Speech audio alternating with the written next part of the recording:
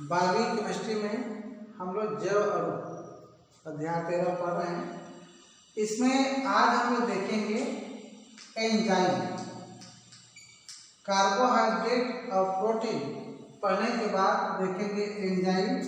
Enzyme क्या है तो बताना, एंजाइम जैव उत्प्रेरक है। एंजाइम क्या है? जैव उत्प्रेरक। उत्प्रेरक जानते हो ना आप लोग कि कोई रासायनिक पदार्थ जब किसी रासायनिक अभिक्रिया के वेग को बढ़ा या घटा देता है, उत्प्रेरक कहलाता है। और जैव उत्प्रेरक किससे कहेंगे कि जीवों में होने वाली क्रियाओं के जो वेग है उसको बढ़ा या घटा देता है, वो जैव उत्प्रेरक। एंजाइम जीवों में उत्प्रेरक का काम करता है, इस नाम से जैव उत्प्रेरक। बाकी लोहा है, निकिल है, कोबाल्ट है, ये साधारण रासायनिक अभिक्रिया में आप लोग इसको उत्प्रेरक के रूप में देखते हो, तो यहाँ पर जैव उत्प्रेरक आया हुआ है।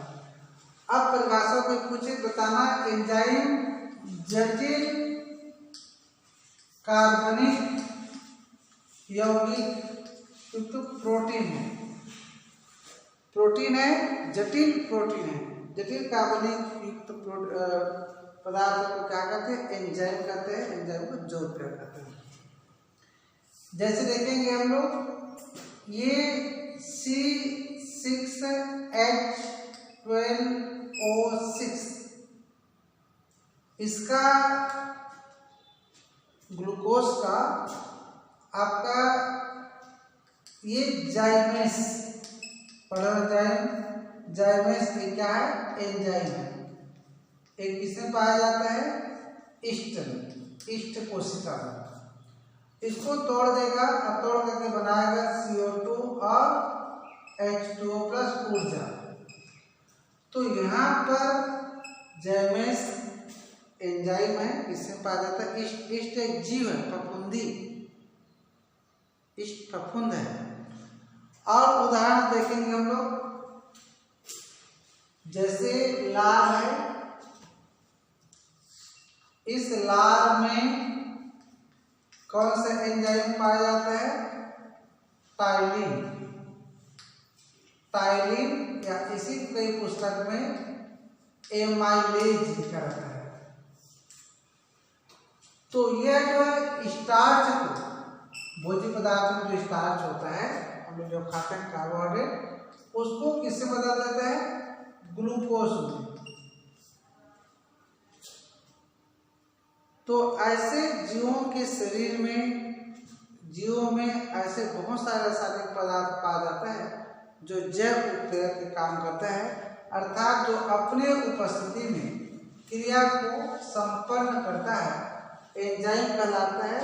एंजाइम में ऐसे शब्द देखोगे आप लोग, जाइमेस, इनवर्टेस, माल्टेस, यूरिएस, ये सब ऐसे शब्द जो है उसका सफिक्स है एंजाइम का। अब एंजाइम के जो लक्षण देखेंगे तो इसकी प्रकृति क्या होती है? विशिष्ट होती है। इसकी अल्प मात्रा ही अभिक्रिया को संपन्न करने के लिए पर्याप्त है।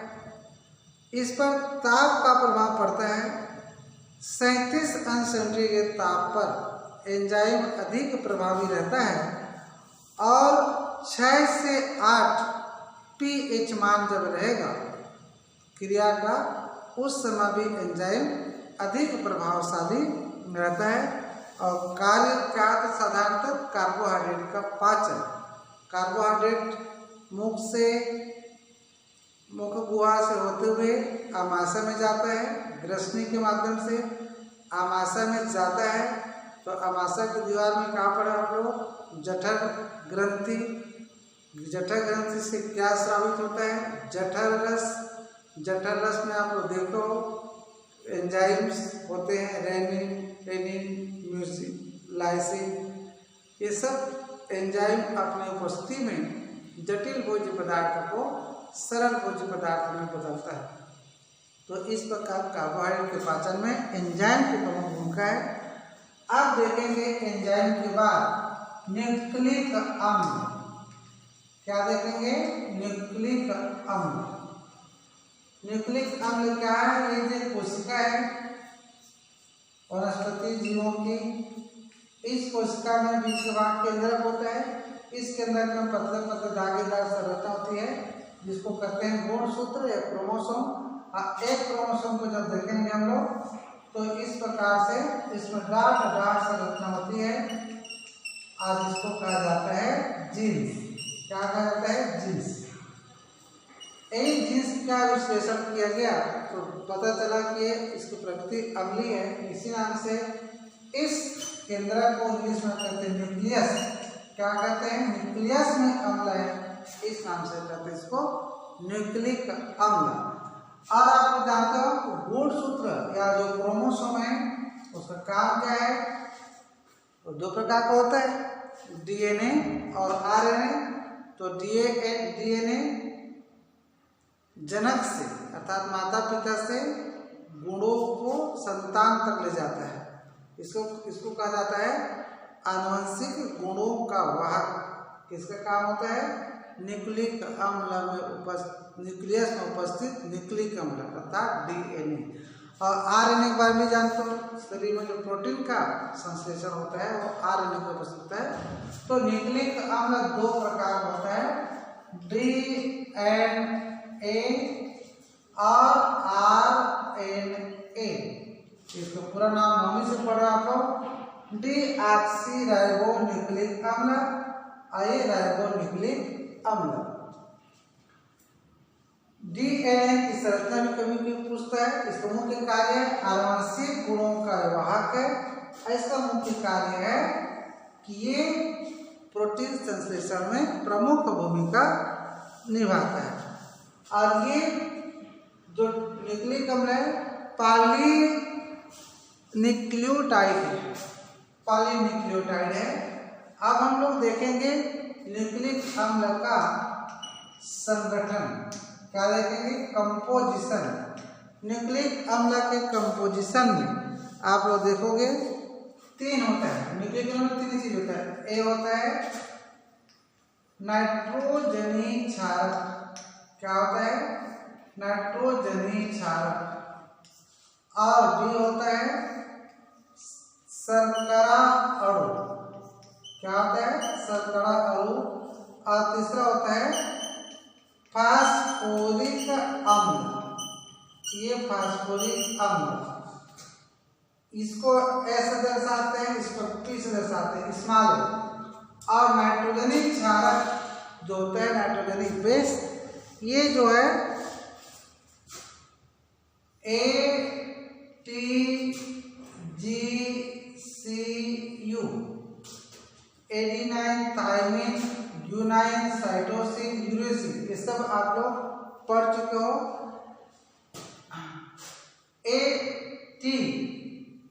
हाइड्रोजन बंध के साथ जुड़ता है नाइट्रोजनी क्षारक। ATCG नाइट्रोजन बंध के साथ, इसी क्रम में चले गए। अगर T की जगह में U हो गया तब वो आरएनए हो जाएगा। डीएनए और आरएनए में प्रमुख अंतर है क्या? नाइट्रोजनी क्षारक में ए एडिनाइन थायमिन के स्थान पर बनाता है, ए टी के साथ। अगर टी के स्थान पर अगर टी है तो डीएनए, यू आ गया तो आरएनए। बस ये आपको समझना है। डीएनए का वाटसन और क्रिक ने मॉडल बनाया। ये डबल कुंडली का स्ट्रक्चर होता है इसका। ऐसे ये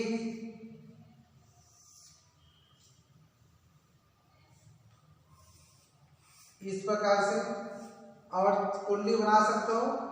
ए बीच में होता है ATCG,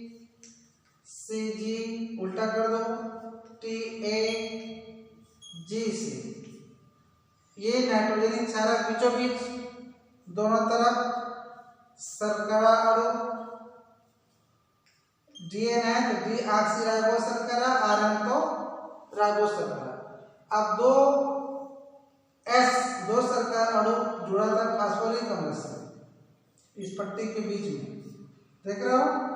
ये आपका किसके संरचना बना है? डीएनए का किस वैज्ञानिक के? वाटसन और क्रिक मॉडल बोलते हैं किसका, डीएनए का। टी की जगह में यूज करोगे तो आरएनए हो जाएगा, संरचना आता है। तो इस प्रकार न्यूक्लिक अम्ल देखें हम लोग, न्यूक्लियस में पाया जाने वाला क्रोमोसोम में क्या होता है, जीन्स होता है, जीन्स के विश्लेषण करने पर अम्लीय प्रकृति न्यूक्लिक अम्ल। इस प्रकार AT double bond 2 hydrogen bond, CG 3 hydrogen bond, CG adenine thymine cytosine guanine. ठीक, न्यूक्लिक अम्ल के बाद आप आरएनए के बारे में थोड़ा जान लोगे। जिन जैव तंतुओं में न्यूक्लिक अम्ल के रूप में केवल आरएनए होता है वो इस आरएनए को जेनेटिक क्रियाविधि में उपयोग करते हैं, क्या कहलाता है, जेनेटिक आरएनए कहलाता है। और जिन तंत्रों में आरएनए डीएनए के साथ होता है वहां आरएनए डीएनए के आदेशों को ले जाने में प्रयुक्त होता है। इस आरएनए जेनेटिक पदार्थ में प्रयुक्त नहीं होता, नॉन जेनेटिक आरएनए कहलाता है। आरएनए 3 प्रकार का होता है, एक होता है एम स्मॉल एम आरएनए, एक होता है टीआरएनए और एक होता है आरआरएनए। एम मतलब मैसेंजर, संदेशवाहक आरएनए, ए स्थानांतर ट्रांसफर आरएनए, ए राइबोसोमल आरएनए। 3 प्रकार का आरएनए होता है और मुख्य कार्य होता है प्रोटीन के संश्लेषण में। और इसके बाद लास्ट टॉपिक हम लोग देखेंगे न्यूक्लिक अम्ल के बाद हार्मोन्स। क्या देखेंगे, हार्मोन्स मनुष्य के शरीर में, जीवों के शरीर में पाया जाने वाला रासायनिक पदार्थ है और ये अंतःस्रावी ग्रंथियों से स्रावित होता है। अंतःस्रावित ग्रंथियों से स्रावित वह रासायनिक पदार्थ क्या कहलाएगा, हार्मोन्स कहलाएगा। और हार्मोन्स अलग अलग ग्रंथि, जैसे ब्रेन में पीयूष ग्रंथि है, वहां से जो हार्मोन्स स्रावित होगा पीयूष हार्मोन। गले में थायराइड ग्रंथि है, उस थायराइड ग्रंथि से जो हार्मोन स्रावित होगा उसको थायरॉक्सिन कहेंगे। पैराथायराइड ग्रंथि गले पे ही, पैराथायरॉक्सिन हार्मोन्स। एड्रिनल ग्रंथि है किडनी में, एड्रिनलिन हार्मोन्स। पुरुष में वृषण ग्रंथि है, स्रावित हार्मोन को टेस्टोस्टेरॉन। स्त्री में अंडाशय है, एस्ट्रोजन है ना, रिलैक्सिन, ये सब हार्मोन स्रावित होता है। और शरीर में कुल 7 अंतःस्रावित ग्रंथियां हैं और इन ग्रंथियों से स्रावित हार्मोन का अपना अलग अलग नाम है और प्रत्येक हार्मोन का क्या है, अपना कार्य है। तो हार्मोन्स जो है वो 2 प्रकार का होता है, 3 प्रकार का मुख्य से स्टेरॉयड हार्मोन्स, दूसरा होता है प्रोटीन या पॉलीपेप्टाइड हार्मोन्स और तीसरा होता है एमिन हार्मोन्स। एमिन से हो रहेगा तो एमिन हार्मोन। स्टेरॉयड हार्मोन में टेस्टोस्टेरॉन और एस्ट्रोजन। टेस्टोस्टेरॉन किसमें, मेल में, नर में, इसका काम द्वितीयक लैंगिक लक्षणों को उत्पन्न करना, दाढ़ी मुचकाना, आवाज का भारी होना, ये द्वितीयक लैंगिक लक्षण। और पेप्टाइड हार्मोन इंसुलिन है, ये अग्न्याशय से बनता है, साबित होता है। और इंसुलिन हार्मोन को जानते हो आप लोग, रुधिर में शुगर की मात्रा को कंट्रोल करना। अगर रुधिर में शुगर की मात्रा अनकंट्रोल हुआ तो इंसुलिन के कारण होता है, इसको कहते हैं डायबिटीज या मधुमेह रोग। और एमिन हार्मोन्स एड्रिनलिन, किडनी के ऊपर बताया, एड्रिनल ग्रंथि, ये बीपी मतलब ब्लड प्रेशर को कंट्रोल करता है। और थायरॉक्सिन हार्मोन्स जो थायराइड ग्रंथि से स्रावित होता है, कार्बोहाइड्रेट, लिपिड, प्रोटीन के मेटाबॉलिज्म मतलब चयापचय क्रिया को नियंत्रित करता है। इस प्रकार ये पाठ आज समाप्त होता है और मैं इसका प्रश्न व्हाट्सएप के माध्यम से भेजूंगा, जिसका उत्तर आप फिर कापी में तैयार करोगे। ठीक, थैंक यू।